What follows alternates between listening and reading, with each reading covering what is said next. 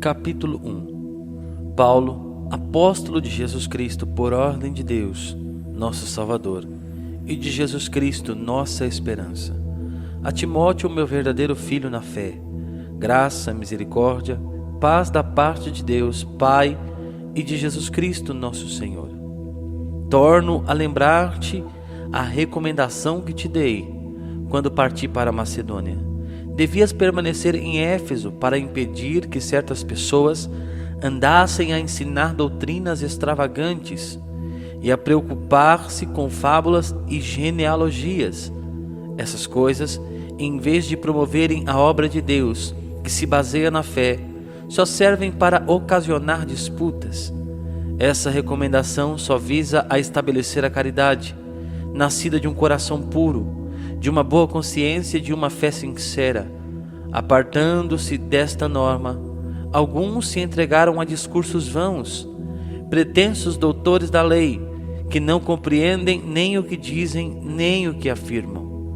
Sabemos que a lei é boa, contanto que se faça dela uso legítimo. E se tenha em conta que a lei não foi feita para o justo, mas para os transgressores e os rebeldes, para os ímpios e os pecadores, para os irreligiosos e os profanadores, para os que ultrajam pai e mãe, os homicidas, os impúdicos, os infames, os traficantes de homens, os mentirosos, os perjuros e tudo que se opõe à sã doutrina, e ao evangelho glorioso de Deus bendito, que me foi confiado. Dou graças àquele que me deu forças, Jesus Cristo, nosso Senhor, porque me julgou digno de confiança e me chamou ao ministério. A mim que outrora era blasfemo, perseguidor e injuriador, mas alcancei misericórdia, porque ainda não tinha recebido a fé e o fazia por ignorância. E a graça de nosso Senhor foi imensa, juntamente com a fé e a caridade que está em Jesus Cristo. Eis uma verdade absolutamente certa e merecedora de fé. Jesus Cristo veio a este mundo para salvar os pecadores, dos quais sou eu primeiro. Se encontrei misericórdia, foi para que em mim primeiro Jesus Cristo manifestasse toda a sua magnanimidade e eu servisse de exemplo para todos os que a seguir nele crerem para a vida eterna. Ao Rei dos séculos, Deus único, invisível e imortal, honra e glória pelos séculos dos séculos. Amém. Eis aqui uma recomendação que te dou, meu filho Timóteo, de acordo com aquelas profecias que foram feitas a teu respeito. Amparado nelas, sustenta o bom combate, com fidelidade e boa consciência, que alguns desprezam e naufragam na fé. É o caso de Himeneu e Alexandre, que entreguei a Satanás, para que aprendam a não blasfemar. Capítulo 2. Acima de tudo, recomendo que se façam preces, orações, súplicas, ações de graças por todos os homens, pelos reis e por todos os que estão constituídos em autoridade, para que possam viver uma vida calma e tranquila, com toda a piedade e honestidade. Isto é bom e agradável diante de Deus, nosso Salvador, o qual deseja que todos os homens se salvem e cheguem ao conhecimento da verdade, porque há um só Deus e há um só mediador entre Deus e os homens, Jesus Cristo, homem, que se entregou como resgate por todos. Tal é o fato atestado em seu tempo, e deste fato digo a verdade, não minto. Fui constituído pregador, apóstolo e doutor dos gentios, na fé e na verdade. Quero, pois, que os homens orem em todo lugar, levantando as mãos puras, superando todo ódio e ressentimento. Do mesmo modo, quero que as mulheres usem traje honesto, ataviando-se com modéstia e sobriedade. Seus enfeites consistam não em primorosos penteados, ouro, pérolas, vestidos de luxo, e sim em boas obras, como convém a mulheres que professam a piedade. A mulher ouça a instrução em silêncio, com espírito de submissão. Não permita a mulher que ensine, nem que se arrogue autoridade sobre o homem, mas permaneça em silêncio. Pois o primeiro a ser criado foi Adão, depois Eva. E não foi Adão que se deixou iludir, e sim a mulher, que enganada se tornou culpada de transgressão. Contudo, ela poderá salvar-se, cumprindo os deveres de mãe, contanto que permaneça com modéstia na fé, na caridade e na santidade. Capítulo 3. Eis uma coisa certa: quem aspira ao episcopado, saiba que está desejando uma função sublime, porque o bispo tem o dever de ser irrepreensível, casado uma só vez, sóbrio, prudente, regrado no seu proceder, hospitaleiro, capaz de ensinar. Não deve ser dado a bebidas, nem violento, mas condescendente, pacífico, desinteressado. Deve saber governar bem a sua casa, educar os seus filhos na obediência e na castidade. Pois quem não sabe governar a sua própria casa, como terá cuidado da igreja de Deus? Não pode ser um recém-convertido, para não acontecer que, ofuscado pela vaidade, venha cair na mesma condenação que o demônio. Importa, outro sim, que goze de boa consideração por parte dos de fora, para que não se exponha ao desprezo e caia assim nas ciladas diabólicas. Do mesmo modo, os diáconos sejam honestos, não de duas atitudes, nem propensos ao excesso da bebida e ao espírito de lucro, que guardem o mistério da fé numa consciência pura, antes de poderem exercer o seu ministério, sejam provados, para que se tenha certeza de que são irrepreensíveis. As mulheres também sejam honestas, não difamadoras, mas sóbrias e fiéis em tudo. Os diáconos não sejam casados senão uma vez, e saibam governar os filhos e a casa.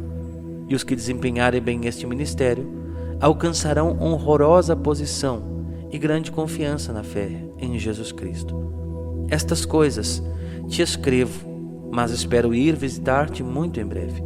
Todavia, se eu tardar, quero que saibais como deves portar-te na casa de Deus, que é a igreja de Deus vivo, coluna e sustentáculo da verdade. Sim, é tão sublime, unanemente o proclamamos, o mistério da bondade divina, manifestado na carne, justificado no Espírito, visto pelos anjos, anunciado aos povos, acreditado no mundo, exaltado na glória. Capítulo 4. O Espírito diz expressamente que nos tempos vindouros alguns hão de apostatar da fé, dando ouvidos a espíritos embusteiros e a doutrinas diabólicas, de hipócritas e impostores que, marcados na própria consciência com o ferrete da infâmia, proíbem o casamento, assim como o uso de alimentos que Deus criou para que sejam tomados com ação de graças pelos fiéis e pelos que conhecem a verdade. Pois tudo o que Deus criou é bom, e nada há de reprovável, quando se usa com ação de graças, porque se torna santificado pela palavra de Deus e pela oração. Recomenda esta doutrina aos irmãos, e serás bom ministro de Jesus Cristo, alimentado com as palavras da fé e da sã doutrina, que até agora seguiste com exatidão. Quanto às fábulas profanas, esses contos extravagantes de comadres, rejeite-as, exercita-te na piedade. Se o exercício corporal traz algum pequeno proveito, a piedade, esta sim, é útil para tudo, porque tem a promessa da vida presente e da futura. Eis uma verdade absolutamente certa e digna de fé.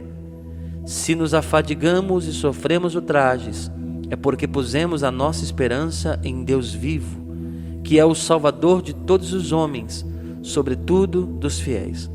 Seja este o objeto de tuas prescrições e dos teus ensinamentos. Ninguém te despreze por seres jovem.